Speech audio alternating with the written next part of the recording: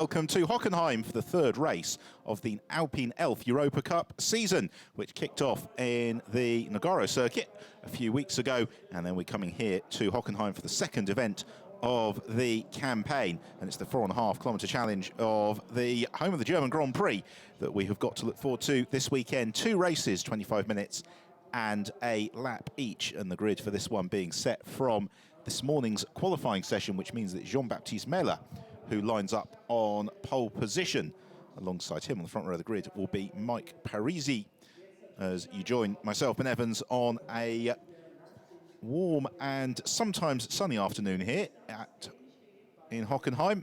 The cloud cover just coming over the track, as we'll have a look at how they line up then, with Jean-Baptiste Mehler in pole position. Alongside him is Mike Parisi, then Gael Castelli and Jan Zimmer on row 2. Abby Eaton in the guest car lines up in 5th alongside Matteo Herrero, the championship leader, from 6th. Vincent Belchoise in 7th alongside Marc Guyot.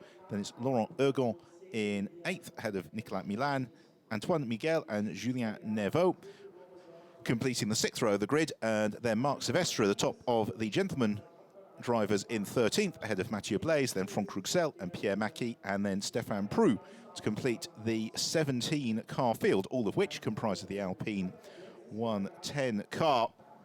And this a series that gave us some great entertainment last year and promises much of the same again once more. Jean-Baptiste Mehler, though, did not have the greatest of weekends in Nogaro, coming away from the opening round of the season with just 4 points. That leaves him marooned 11th in the championship. However, we saw last year that Jean-Baptiste Mehler, so the top junior in the field, can really turn it on in the race. He shares the front row of the grid with Mike Parisi, who was one of our race winners in Nogaro, but a poor first race for Parisi leaves him just adrift of Matteo Herrero in the championship standings. Herrero was the winner of the first race of the season, so there is the multicoloured car of Parisi, which will be fairly easy to pick out as they head towards the first corner. On the second row of the grid in 3rd place, Gael Castelli, another driver who was right in the thick of the action throughout the course of the 2018 Alpine Elf Europa Cup, and always good value, and he is alongside the Swiss driver Jan Zimmer. There is Gael Castelli, again another predominantly yellow and white car. There's the 1 minute board being shown to the drivers, and then it is a royal blue, black and red car for Zimmer, and there is a glimpse at the car of Jan Zimmer. So they have got the pace lap before the rolling start with which to familiarise themselves once more with the Hockenheim circuit. Cars all running, of course, on Michelin tyres as well, and a car that we have seen before gives great slipstream without the aid of much in the way of aerodynamic devices. Also means the cars can run very closely together. They move a lot through the corners. They look like absolutely great fun to drive. As the grid is cleared, everybody ready for the formation lap. And the Hockenheim circuit, a really interesting one for the drivers, because you've got the combination of some very high-speed straights, some quick turns, but also the technical section, which really comprises the latter third or so of the lap, as away they go on the formation lap. And a couple of them a little bit slow away. Jan Zimmer and Mike Parisi just a little bit hesitant in getting their cars into gear, but everybody is on the move, with field heading towards turn 1. Really tricky corner. It looks like it's a tight right hand, but they really come in at quite some velocity, and then that propels them out as they accelerate up towards turn 2. This is where the Hockenheim circuit parts company with the original layout, which would have dashed out into the trees towards the Ostkurve. Instead, they swing round to the right through turn 2, and then the little left-hand kinks at 3 and 4 that sends them onto the very high-speed back straight, which feeds into the slightly longer radius turn 5 at the Parabolica, and then the very, very tight right-hand hairpin at turn 6. So there is the car of Marc Guyot, and Guyot 4th in the championship standings this weekend, and it's very, very close in terms of the points. Matteo Herrero, as we've said, the championship leader, he's on 28 points, 3 points clear of Mike Parisi, with Gael Castelli then in 3rd on the points on 23, and Marc Guillot in 4th on 20, with in 5th and 6th Vincent Beltoise and Jan Zimmer both tied on 18 points. Beltoise currently getting the nod because he finished in 2nd place in the second of the races at Nogaro, and car's already out of the hairpin. They're heading then down towards the section in front of the Mercedes Tribute, turns 7, 8, 9 and 10, where they part company from the back straight, dart off to the right, and then sequence of tight left-hander and then the opening up right-handers that feed them back towards the stadium section. And that's where the field starting to head now, and very shortly they will begin to form up behind the pace car, getting ready for the start. Indeed, here they are, about to swing through into the stadium now. It's turn 11. Again, a very tricky right-hander, a lot quicker than the angle of the corner would suggest, before they head on towards the Sachs curve, which is the cambered left-hand hairpin. And a few of them have got the windscreen wipers going, and just looking from our commentary box window, which overlooks the stadium section here, can't see any umbrellas being sprouted, but it has got cloudy, and the wind is also whipping up a little bit. I think we've got good conditions to go racing with then. So it's Jean-Baptiste Mailer, the royal blue number 17 car, from pole position. Alongside him is Mike Parisi. That is the yellow, black and white number 64. Gael Castelli on row 2. He is in the predominantly yellow and white car. And then Jan Zimmer in the red, black and royal blue number 2. You'd expect it to be one of those four who will challenge for the lead into turn 1, but who knows, as the field now swing through, getting ready for the start of the 3rd race of the Alpine Elf Europa Cup season. 25 minutes and a lap ahead of us as we wait for the red light to change, which it does not do yet. It does now, and we go green, and the field sprinting down towards turn 1. It's a very good start from Vincent Beltoise from 7th on the grid. He's being boxed in by Abby Eaton as the pack charge through turn 1. Oh, Beltoise up over the curbs, sends them scattering. Somehow there wasn't contact, but Abby Eaton and Vincent Beltoise rather losing out there. Laurent Ergon pushed onto the grass. In the background, as it is, Jean-Baptiste Mailer who leads the way from Parisi. Then it's Castelli and Zimmer. And swinging out of the first sector, it's been a good start to race. Marc Guillot, he's up into 5th with Mateo Herrero, the championship leader, in 6th place. Sprinting down the back stretch as Nicolas Milan in the white car moves ahead of Abby Eaton. Meanwhile, here's the fight for the lead. Jean-Baptiste Mailer just clear of Parisi and Castelli into the hairpin. Gael Castelli to the outside line, trying to overhaul the similarly liveried car of Mike Parisi as they then head down the back stretch for the first time towards the Mercedes Tribune. And it is swooping through in 2nd place, Gael Castelli, and immediately Jan Zimmer now looks to threaten Mike Parisi as they get on the brakes. Further back, all sorts of adventures. That's the 110 car of Eaton looking to gain the place back from Nicolas Milan. And just behind them is Antoine Miguel as well. Race leaders swooping, though, in towards the end of the first lap. Plenty of jostling behind. Laurent Ergon barged aside again. And that was Antoine Miguel. It's Vincent Beltoise who is applying the pressure to the car of Abby Eaton. Meanwhile, Marc Guillot is right up behind Jan Zimmer. Zimmer, the blue car, Guillot, another of the bright yellow machines. And then Julien Neveu, who's just clear as the rain is starting to spatter down a little bit. You can see it from a couple of the camera angles. Now, whether or not this is rain that's going to make things slippery, or whether it's just psychological rain on the windshields, we'll find out. All of them taking a fairly liberal approach to the runoff available through turn 1. Side by side there between Marc Sylvester, the bright orange car, and Laurent Ergon in the darker car with the green lettering. Ergon, who just about retains his position at the front of the field, though. Jean-Baptiste Mailer trying to break clear of Gael Castelli. Castelli won podium already to his credit this year. That came in race 1 in Nogaro. And then the little gap back to Parisi, Zimmer, Marc Guillot. Julien Neveu, meanwhile, under pressure from Mateo Herrero. Herrero, the car of the white bumper, to the inside line. puts the head into the hairpin. He's overcooked it, runs out wide. He's going to lose a glut of places. Nicolas Milan slips through as well. And immediately, Herrero coming under a little bit of threat, possibly from Abby Eaton as they head down the straightaway into this tricky section through turns 7, 8, 9 and 10. A queue of cars all formed up. Now here is another look at the bumping and barging. And fortunately, no trips into the gravel trap there, although cost Laurent Ergon a fair old number of places. So at the front of the field, we've got these two groups going to form up. The battle for the lead of the race, and then the fight for third position is Jan Zimmer. Has his mirrors absolutely filled with Marc Guillot. So they pick their way through the double right-hander, coming towards the end of the second lap of the race. And then there is a bit of a gap back to Julien Neveu, the bright orange car. He's now got Nicolas Milan right up behind him. And the rain really, from what we can see from the camera lens, is coming down the most through those final couple of turns. So the race leaders pound out of turn one, accelerating up towards the heavy braking zone at turn two. Meanwhile, all sorts of jostling going on behind, and it is Mateo Herrero has to defend, and up the inside.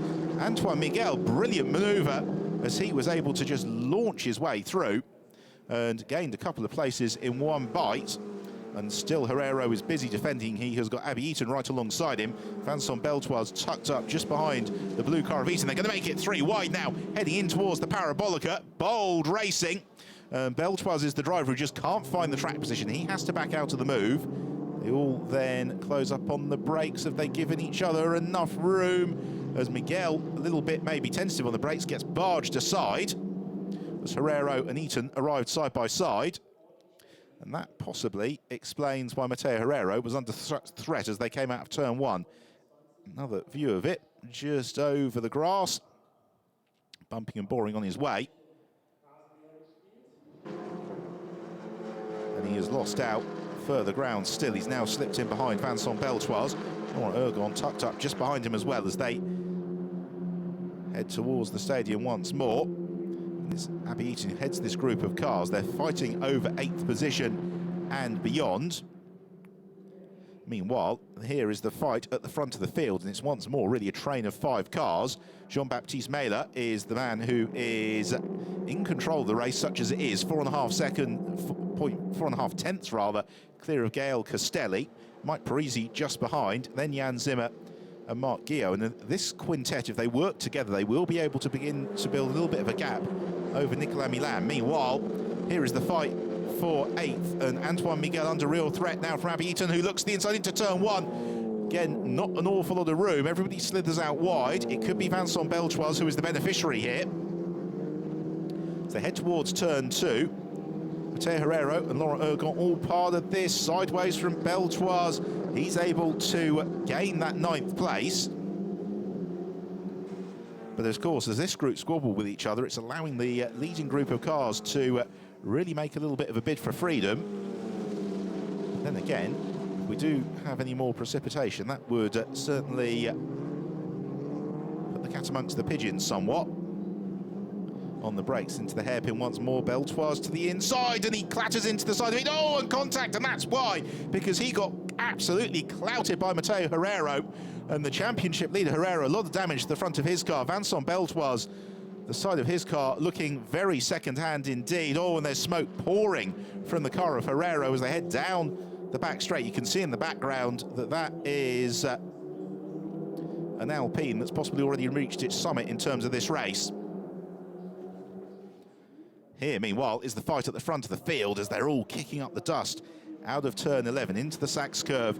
As Jean-Baptiste Meyler is trying to take this out from the front, and at the moment, he's doing a good job. Another look at it, and it's the ripple effect. I think Beltoise had overcommitted, was trying to slow the car down so he didn't clatter into Eaton, and that, in turn, on the brakes, left Mateo Herrero without very much further to go. Now, there's a lot of debris there next to the hairpin. Hopefully that can be cleared away without the need of a safety car interruption. I can see Herrero's car, and the front of it's rather gouged away.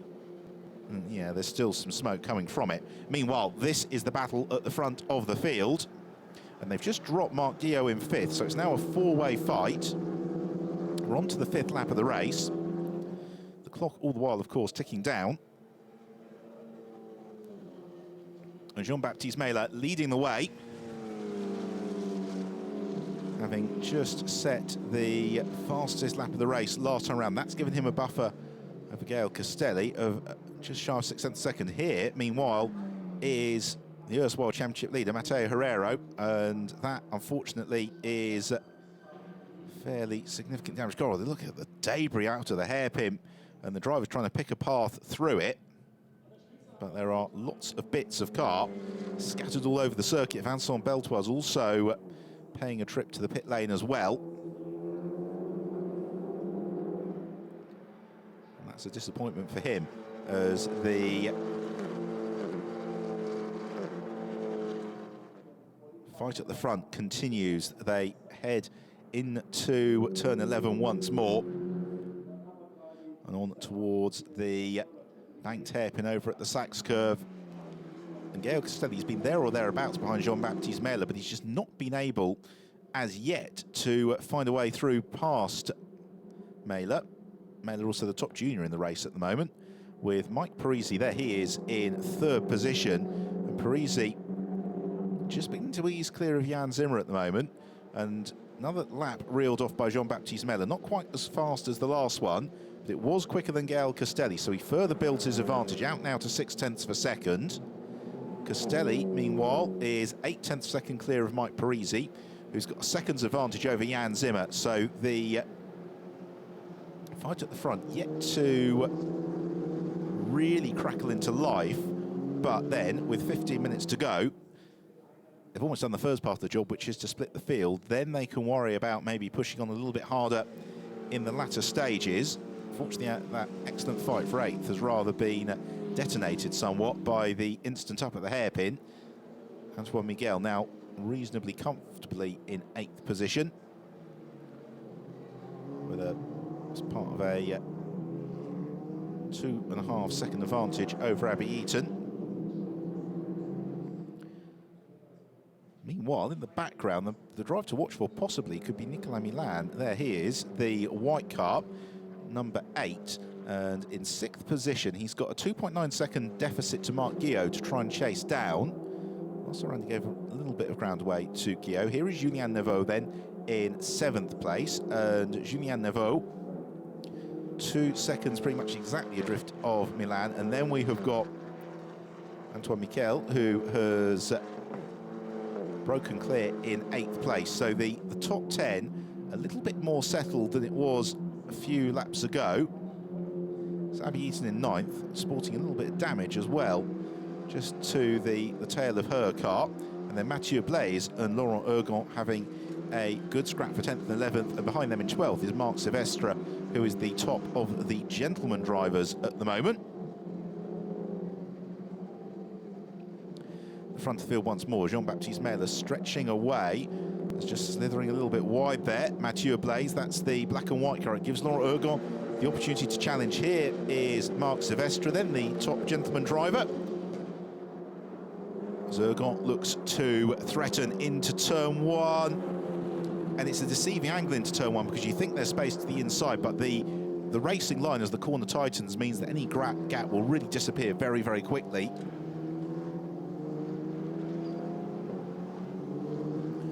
And so last time around, the top 7 drivers all managed to actually pull away from each other, but that doesn't appear to be the case on this lap at all, because Gael Castelli has had a great tow.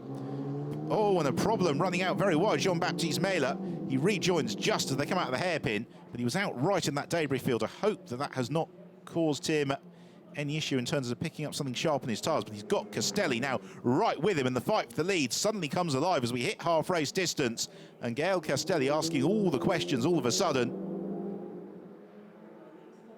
as they swing out of turn 10 onto the second half of the back straight. The run down towards the quick right-hander at turn 11. A flash of the headlights from Castelli. Don't think Jean-Baptiste Meyler needs reminding that he's there. And looking to the inside into the Sachs curve for Castelli. Again, it's another corner where a gap that looks enticing on the way in very quickly can close midway through the turn. So Castelli not able to poke away past. Just looking for where Mailer would have had his moment. He doesn't appear to have had a significant loss of time anywhere. It's more that Castelli possibly just got the benefit of a toe and has got right up with him. They have managed to, in turn, shake off Mike Parisi. So across the line they go. And Castelli 3/10 quicker than Mailer last time around. It brings the gap from first second down to 3/10 of a second. And that means for Castelli that he is able to benefit from the slipstream. Jean-Baptiste Mailer's car. Mike Parisi and Jan Zimmer then in third and fourth. Zimmer having quite a good lap in respect to Parisi, so he is a little bit closer to driver in third position, as again Castelli looks to close up to Jean-Baptiste Mailer as they swing through the Parabolica turn 5 up towards the hairpin. The yellow machine not quite as near as it was a lap ago. But it was on the exit of the hairpin as well, where Jean-Baptiste Mailer had a little bit of a moment. That time Mailer closer to the edge of the circuit than he was last time round. Not quite exactly where he'd wanted to position himself, but nonetheless no drama.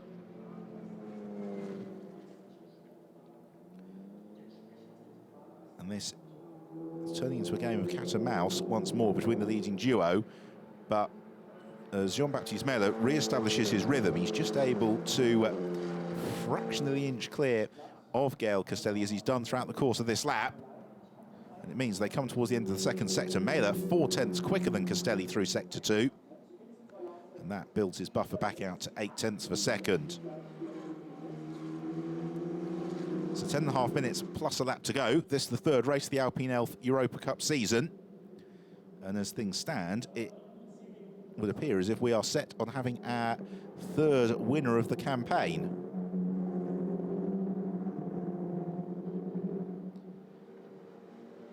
In the background, running very wide again out the final turn is Mike Parisi. He's been picking up a warning flag. Also a track limit advisory going out to Julien Neveu, in 7th place. So drivers are just got to be mindful not to use too much of the road and find themselves picking up a penalty.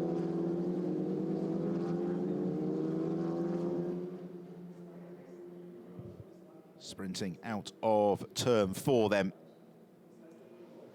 Castelli's advantage, Jean-Baptiste Mailer's advantage over Castelli. 6/10 of a second at the end of the first sector, and Gael Castelli not really able to gain too much ground in the toe this time on the way into the hairpin. You can see the ripples in the road as the tarmac's been compressed over the years, with big, powerful racing cars darting onto the brakes into that very, very tight hairpin before they sprint clear down towards the Mercedes grandstand section of the circuit. Part of the track that was introduced when the Hockenheim circuit was significantly remodelled, getting on for about 15 years ago, and the historic blast through the trees replaced with what was then very much a state-of-the-art circuit. But it's still a track that retains a challenge and a little bit of bite, particularly through this final section on towards turn 1. Into the Sachs curve they come then, with Castelli inching closer to Jean-Baptiste Mailer. The gap now down to 4/10 of a second, but it's still Jean-Baptiste Mailer who leads the way. Through the double right-hander. And then on to start their 10th lap of the race. And that, a slightly better lap for Gael Castelli. 4/10 behind Jean-Baptiste Mailer as they cross the line. Might be even less than that by the time that they arrive into turn 2. And again, Castelli just flashing his headlights, trying to force the mistake from Mailer. Not forthcoming on the way into turn 2. What you couldn't really see, though, is how on the line Mailer was on the exit. Although the fact the gap's remained much as it was suggests it was a pretty good navigation of those turns from the race leader. So Gael Castelli still trying to inch ever closer to Jean-Baptiste Mailer. Will he close up some ground on the brakes into the hairpin? Close up a little bit, not enough to threaten. This pair now a good couple of seconds clear of Mike Parisi in third. Now here, look at the cars just straining on the suspensions. They get the power down on the exit of turn 1. Such an important corner. The relatively lengthy sprint up towards turn 2. Now Castelli, the rear of the car, just moving as he gets on the brakes into turn 8. He's beginning to wind up the heat once more on Jean-Baptiste Meyler. Lap times are in the mid 1 minute 50-second bracket for this leading duo, with 7 minutes to go, plus a lap. Probably got 4 or 5 more laps to go, no more than that. And Meyler has absorbed all the pressure so far. Brakes as deeply as he dares into Sachs curve hairpin. Through the double right-hander out of turn 16 then, and this reels off another lap. 6.5 minutes plus a lap on the clock, and the gap between the leaders remains pretty much static at 0.4 of a second. And that is good news for Gael Castelli. It means that Jean-Baptiste Meyler, for the last couple of laps, hasn't been able to break away from him. And Castelli looks for the move into turn 2, pulls out the toe. He was too far back. The camera angle possibly made that look more likely than it actually was. Meanwhile, Mike Parisi has picked up a 10-second penalty. So car 64, Parisi, who is third on the road, is no longer third in the classification. That is going to see him tumble all the way down to about 6th place. Another look at Castelli at work. So Parisi with the 10-second penalty, that's going to elevate Jan Zimmer then up to 3rd place once time adjustments are taken into account. Unless the field really detonates itself in the latter stage of the race in terms of splitting the pack up somewhat. So Parisi, yeah, I think it'll be 6th position once it's all shaken through. Still going to cost him a fair few points. As the race leaders once more swoop through turn 11, and Castelli looking every which way for an advantage. The challenge being, of course, in a championship like the Alpine Elf Europa Cup, is that barring the setup changes they can make, the cars are pretty much near enough identical. Meanwhile, Abby Eaton is about to possibly see her rear spoiler part company with the car, and she goes right over the debris that was lying on the exit of turn 6 as well. That's battling with Laurent Ergon for 9th and 10th place.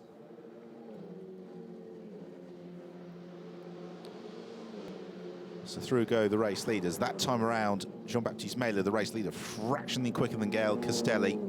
So the buffer builds to just under 0.6 of a second on the brakes.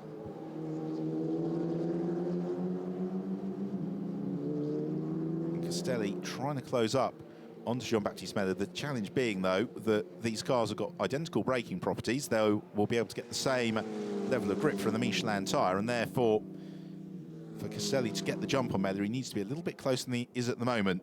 As they arrive now into the hairpin, the invisible elastic between the cars closes up. It will then stretch out again as they get the power down. Oh, and a clout of the debris there for Gael Castelli. It's not slowed him down too much. Mike Parisi, don't forget, 3rd on the road, but on adjusted time, that is going to elevate Jan Zimmer to 3rd place at the flag.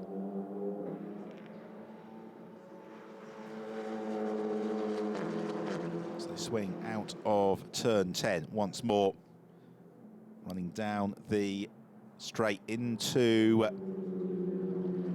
turn 11 on towards the Sachs curve once more. A little bit of dust being kicked up as both drivers out over the curbs right to the limit of where they're going to find any adhesion. They're trying to find every millimetre available to them.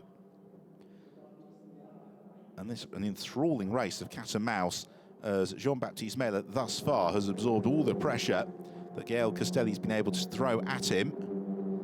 Meanwhile, the fight for what's going to become 3rd place might close up before too long, because in the background, Mark Guillot, the very back of your picture, is just beginning to close up now onto Jan Zimmer. With Mike Parisi's 10-second penalty, then that battle could become very significant in terms of who stands on the final step of the rostrum. So we've got 3 laps to go now, including the one that they're currently on.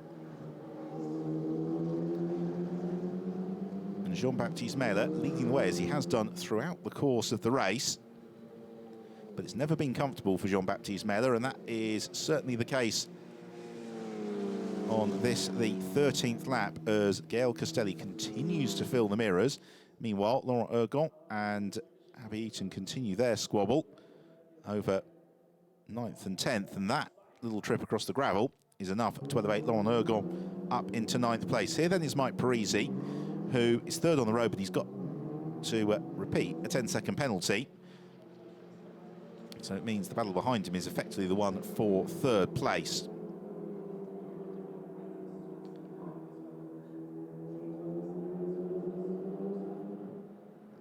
Winding their way through turn 10, the battle for the lead. Meanwhile, here is Mathieu Blaise,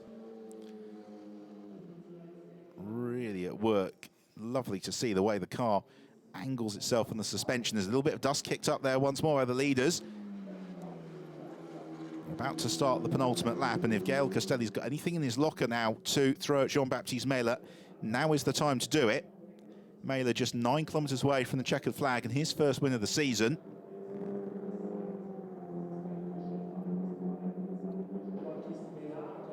Oh, living dangerously though, coming through the final turn. Almost just a kick of the tyre into the gravel trap for the race leader. Not quite. They swing through turn 1 and then blast out towards the tree line before the road takes them round to the right.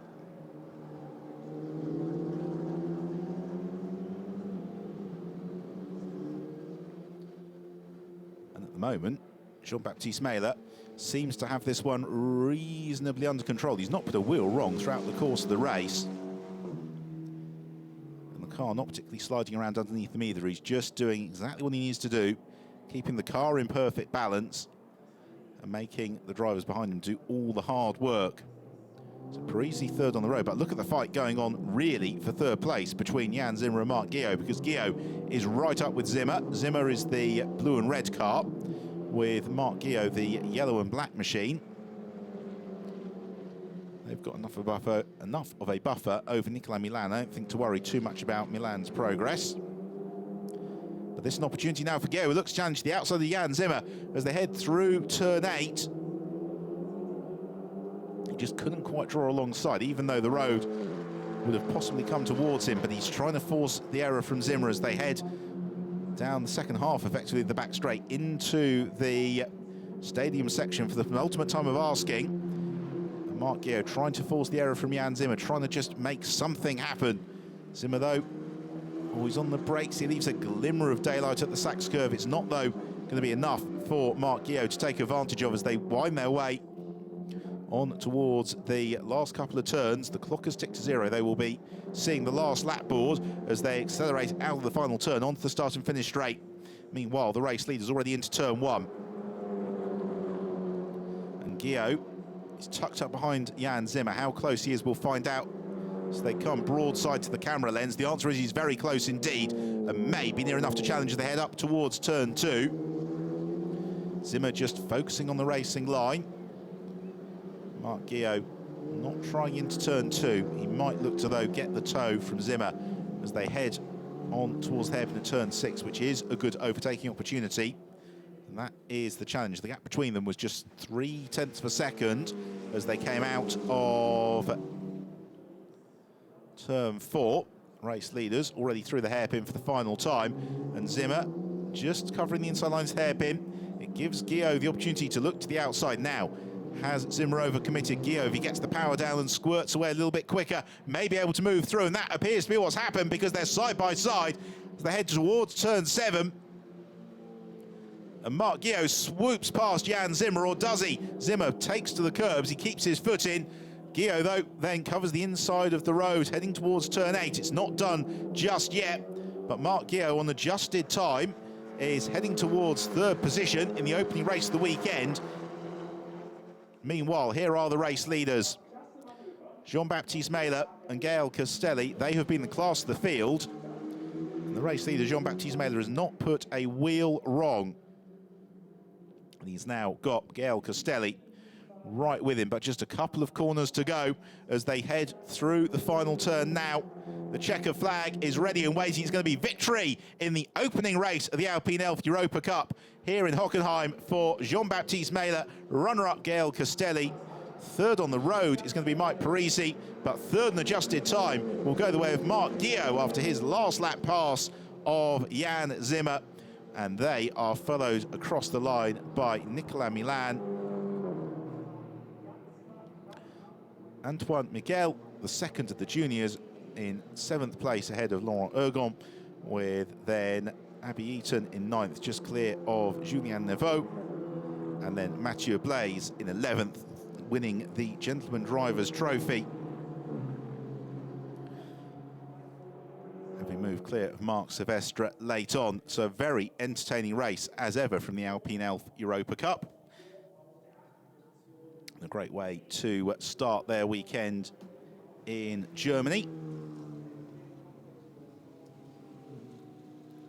Second race of the weekend should be set by the second qualifying stage of the weekend, coming up at around about 3:30 Central European time tomorrow.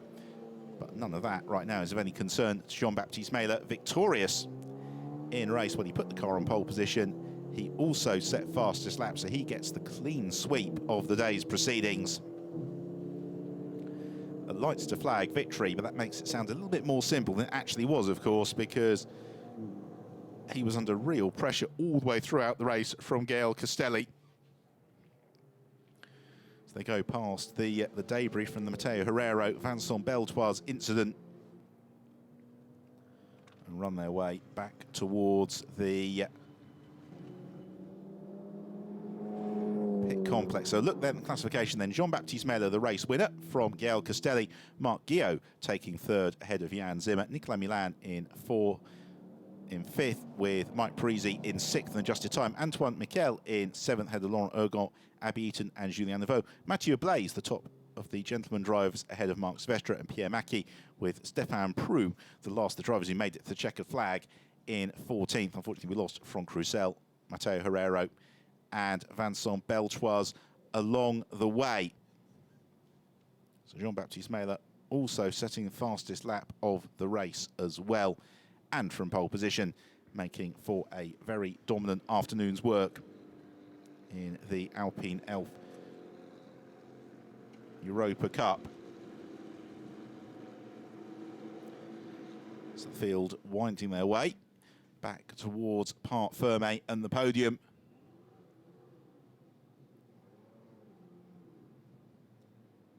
And a job very, very well done from Jean-Baptiste Meyler. He was able to get away at the start of the race when others behind were really squabbling for position in the opening couple of turns, and that just gave him that couple of tenths of a second buffer that then really put the onus on his rivals to try and chase that gap down.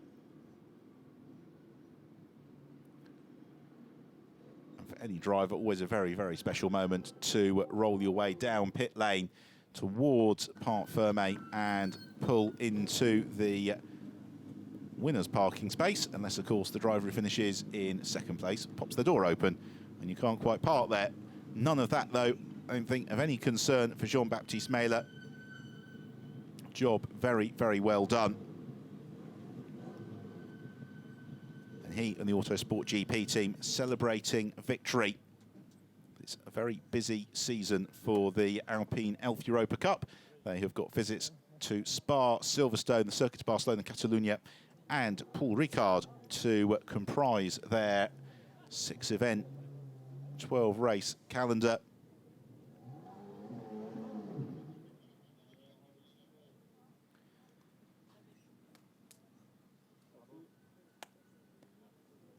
Handshakes and congratulations all around. Very well prepared car, very well driven car, and that is the result that you get. So, thumbs up from Jean-Baptiste Meyler. Runner-up, Gael Castelli was right with him. And Marc Guillot jumping at Jan Zimmer on the final lap of the race to round out the overall podium. Jean-Baptiste Meyler was also the top of the junior drivers as well.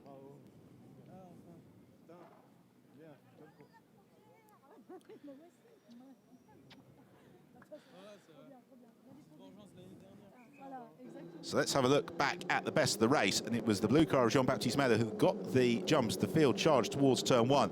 It was the jostling behind where it got very busy as Antoine Belge was launching to the inside across over the curbs, and he scattered those around him, but somehow they avoided substantial contact. The run towards the hairpin for the first time was always going to be very busy, and lots of swapping of places early on.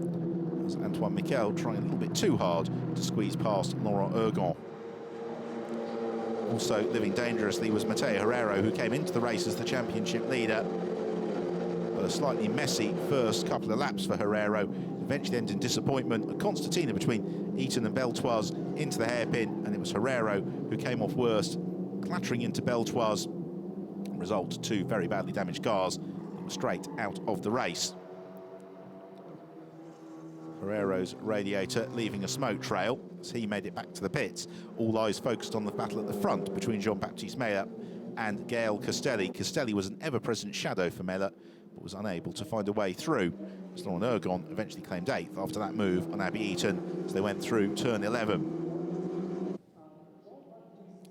Despite sustained pressure, Mele was able to hold on for a lights to flag victory from pole position, and he also claimed fastest lap to give him the clean sweep of the first race of the weekend in Hockenheim.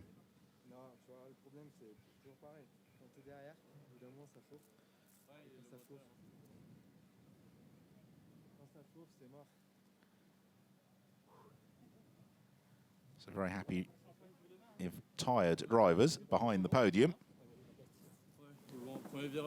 from a race well done.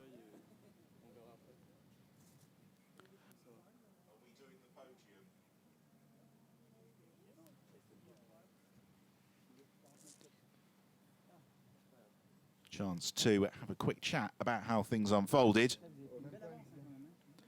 Also check the timing screens for fastest laps, because it was only Mele and Castelli who were able to dip beneath the 1 minute 50-second bracket, with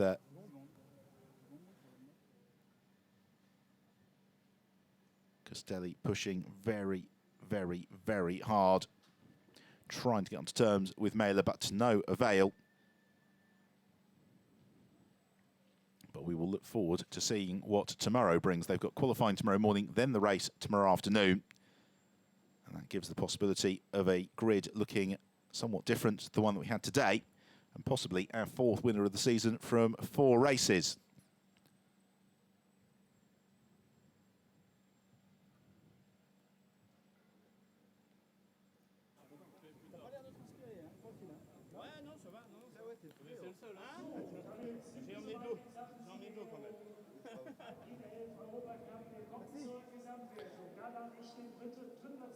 So time pretty much for the first podium of the weekend in the Alpine Elf Europa Cup.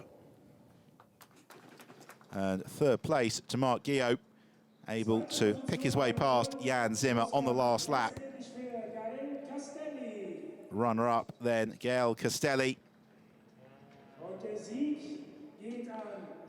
And race winner and top junior, Jean-Baptiste Mele. His first win of the year.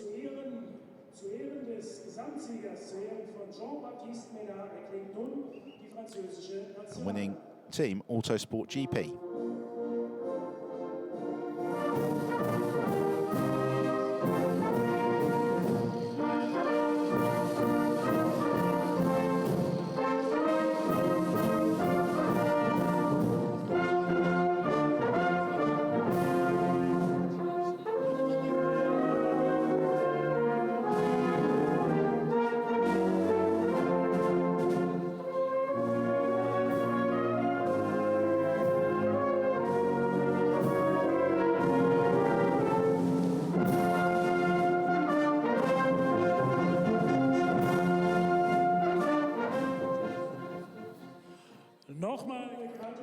So the French national anthem in honour of Jean-Baptiste Mele, winner of the 3rd race of the Alpine Elf Europa Cup season in Hockenheim. Laurent Dumancet of Michelin doing the honours with the trophies. 3rd place to Marc Guillot. Runner-up, Gael Castelli.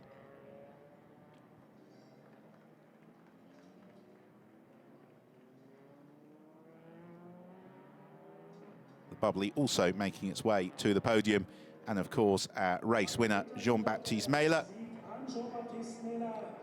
A moment to enjoy as he hoists the Alpine Elf Europa Cup Winners' Trophy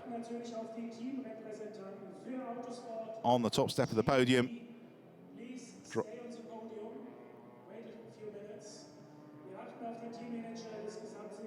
The drivers posing for the photos. They also have the presentation to the team manager of Autosport GP as the winning team.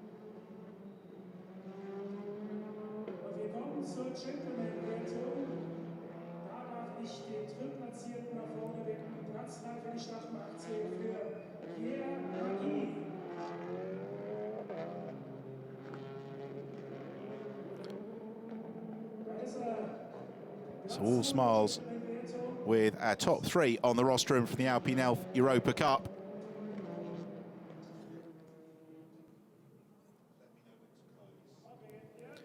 And we'll then turn our attention to the gentleman drivers podium with Pierre Macchi in third place from Marc Sylvester and Mathieu Blaise.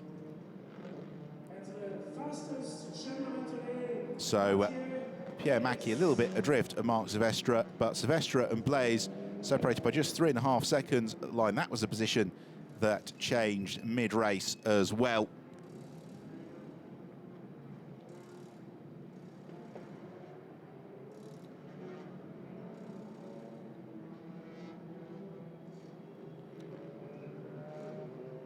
So an excellent race to kick off the weekend for the Alpine Elf Europa Cup here in Hockenheim. We will be back for race 2 tomorrow afternoon at 3:30 Central European time.